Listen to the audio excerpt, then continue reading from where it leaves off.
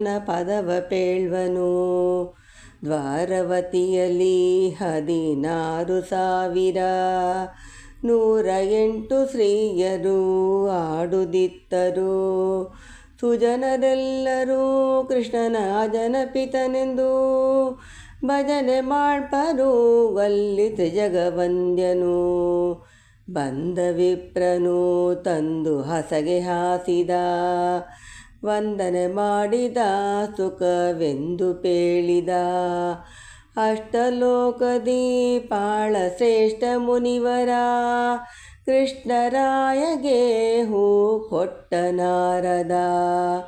ನಾರಿ ರುಕ್ಮಣಿ ಹೀಗೆ ಬಾರ ಎನ್ನುತ್ತಲಿ, ಹಾಗೆ ದುರ್ಬಿಗೆ ಪಾರಿಜಾತ ಮುಡಿಸಿದ.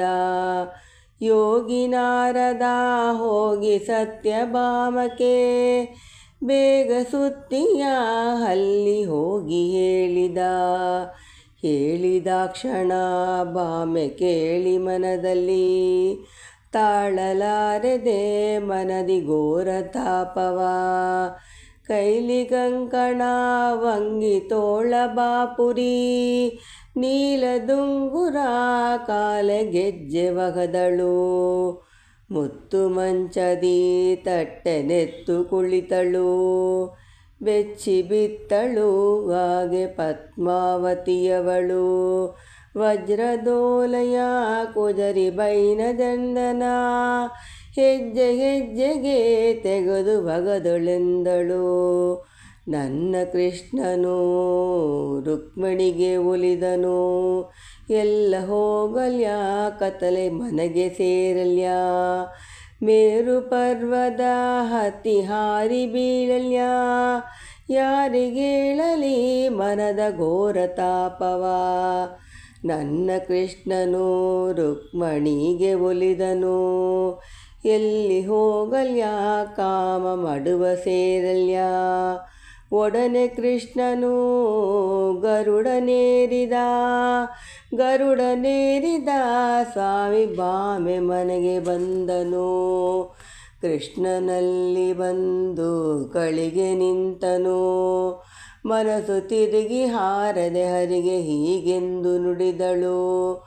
ಹಿರಿಯ ಸವತಿಗೆ ಇನ್ನೇನು ಮಾಡಿದಿ, ಗಿರಿಯಳೆರುತ್ತಲಿ ಬಾಳ ಕಪಟವಾಡುವಿ.